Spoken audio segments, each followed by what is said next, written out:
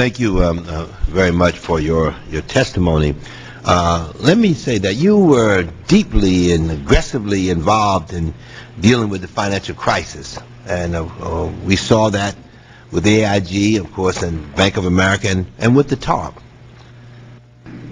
My question is, why did you sit on the sideline and not use your considerable influence to call the CEOs of the counterparties and to get them to take a haircut? I mean, why wouldn't you do that? I mean, you a person that was very influential in all of this, you know, and I can understand why you wouldn't do that.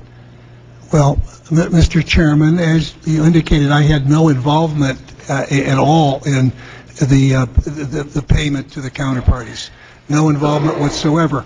Now, to explain this, we worked very collaboratively during the crisis. There was a lot going on, coming at us from all sides, and whichever agency had the authorities took responsibility for execution. And this was clearly a case. It was a Federal Reserve loan. They had the authorities to make it and administer it, and they had the technical expertise to do the restructuring. But, you know, I just see it a little strange that you would sit on the sideline and not help the American people in terms of, I mean, you were so involved in the early stages, and you were, I mean, and throughout the process, and then to sit on the sideline at a time like this, I just find that. Mr. Chairman, anybody that knows me know I was not sitting on the sideline. I was not involved in this issue, but I was involved in many other issues every single day of the week, and including weekends. So I didn't spend. Why not? I mean, why wouldn't you be involved in this? Well, because this was a Federal Reserve loan. They had the authority.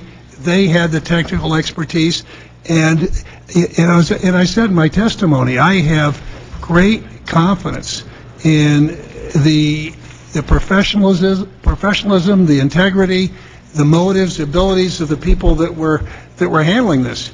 So this was their job to handle, and I was working on many other things which were in my bailiwick.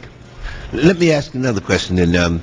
Why wouldn't you let AIG go into bankruptcy? Why not?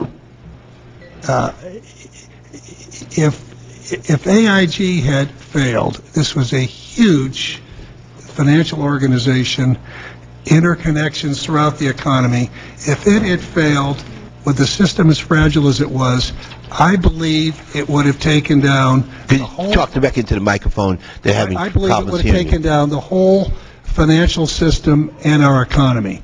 It would have been a disaster. Today, after all the actions that have been taken by the U.S. government, we still have this terrible 10% unemployment level. I believe that if the system had come down and failed, we could easily have had unemployment reaching or exceeding the 25% level we had in the Great Depression. We would have lost many additional billions of dollars in American savings. The home prices would be much lower than they are today. So as unattractive as the government rescue of AIG was, and none of us that supported that found that to be an attractive or desirable option. It was just much, much better than the alternative, which would have been economic disaster in this country. Right.